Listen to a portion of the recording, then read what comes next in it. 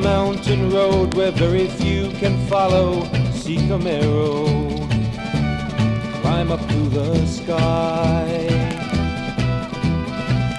At home on a quiet street. Reliability audits, as they appear in the F-Car Pilot Book, were studies done under driving conditions by the General Motors Engineering Division based out of the Proving Grounds. The pilot prototypes that were used in these audits were number 3, the 250 6-cylinder Power Glide test car; number 4, the 283 8-cylinder test car; number 5, the 230 6-cylinder 3-speed test car; number 10, the V8 smog pump test car; number 11, the longevity mule test car; number 13, the gear and axle test car; number 15, the crash safety test car; number 16, the 327 Power Glide test car; number 18, the 6-cylinder smog pump test car; number 25, the 327 3-speed test car; number 34, the 6-cylinder Canadian export car; number 37, the 350 4-speed test car; number 43, the number 1 pilot line assembly research car; and number 46, the V8 Canadian export car. These audits were conducted on-site at the General Motors Proving Grounds as well as off-site. It was important to keep this testing and audit process under wraps from the public, because it was ongoing prior to the official announcement of the car to the press. The vehicles that stayed on site were all testing vehicles for General Motors Engineering. The supervisor in charge of these processes at the Proving Grounds was Claire Caswell. These cars were tested under driving conditions that were very treacherous and extreme, and then tore apart and checked for wear and reliability. New and different components were added or substituted, and then the process began again. The idea was to create real-world conditions that could possibly cause failure.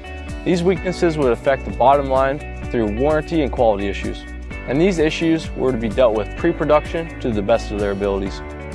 The pilot prototypes that were thought to be used off-site were number 5, 18, 25, and 37 on the West Coast route, and number 13, 34, 43, and 46 on the East Coast route. The research obtained by an interview of Paul King, an actual driver of the West Coast route, we were able to discern the necessity of the off-site reliability audits as new product nears production.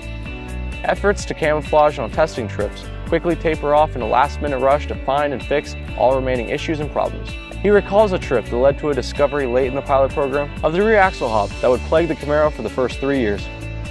Quoted directly from Mr. King himself, "We had a fleet of Camaros on the Western trip, and I had the very first Super Sport. This was getting fairly close to production, and these may have been pilot line cars. They were good looking, they were different, people knew they were different, and they attracted much attention. The parking lot guys took the cars, and when we came out for dinner, we saw them oohing and awing all over the Super Sport. I obviously wanted to make a good show upon leaving, so I peeled out on Sunset Boulevard. It was a manual transmission job, and we didn't have very many until then, and I got into the damnedest power hop, and in proper fashion, I didn't back off, and it was really bad. That got us busy working to fix the problem, and that led to the rear staggered shocks.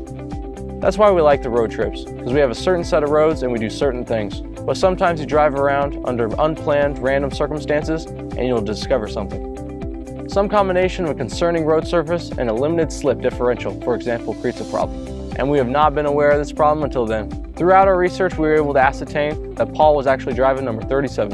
It wasn't the first Super Sport, but it was the first and only Super Sport convertible.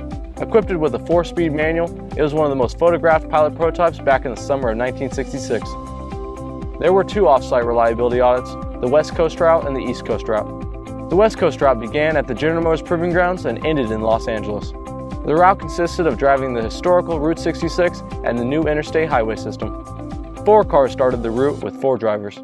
It was thought that number 5 and 37 were dropped off in Los Angeles, and those drivers returned home with their notes driving in pairs in number 18 and 25. Photos of these cars that were dropped off can be viewed in settings ranging from the Monterey Peninsula to Pismo Beach.